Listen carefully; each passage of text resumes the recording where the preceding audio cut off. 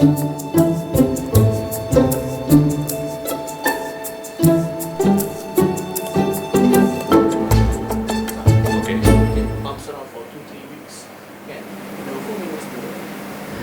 if we look at what can be, the highs and lows, because the CPR results, what it measures is 2 years before, right? When we say 2 years before, the survey period would usually end 1 year before, the mid of the year before, right? Like June or July of the year before.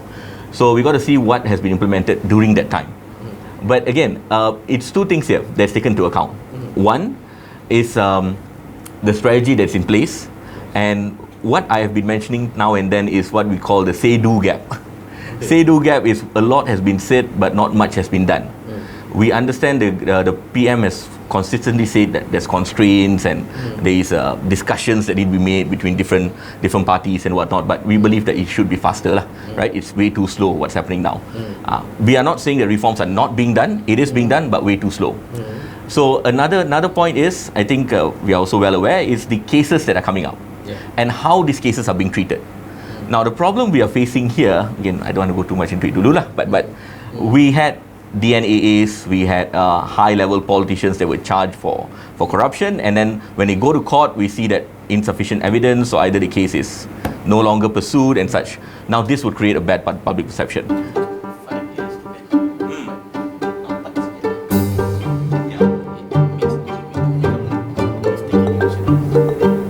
For me, is again the widening say-do gap has to go down, right? You have to reduce that gap of what you say and what's being implemented, right? And if there is policy, there are plans or strategies in place, ensure that they are implemented in accordance to what has been mentioned, not a checklist. It shouldn't be a checklist-based compliance, like how even companies, when I talk to companies, it's not checklist-based. Why are you doing it? Can you measure outcome? What is that outcome that you measure? And if not, it's pointless. And what has been implemented now, according to NACP, should also be measured based on outcome. You implement it now, what can we see? What's the impact to it, right?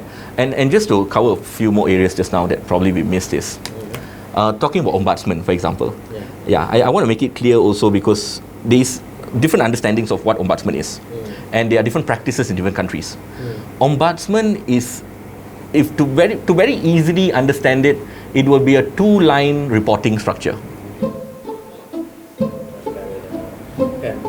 Does it let you down personally? Again, how do you de-stress when you read all of these things?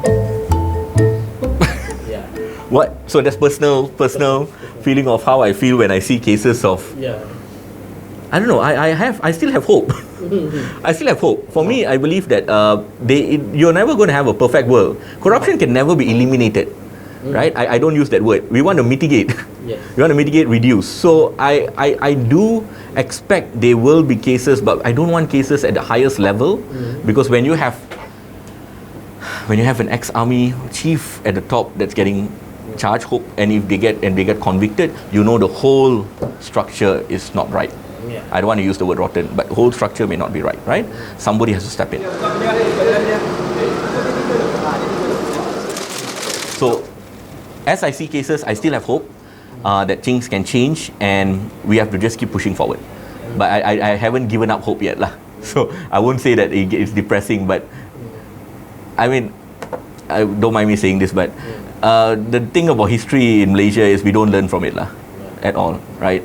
1MDB was massive. It brought up the issue of grand corruption. Grand corruption does not mean big amount.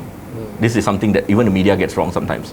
The definition of grand corruption is when you are at the highest level, you make policy changes and you make instruments which would facilitate abuse of power. That is grand corruption.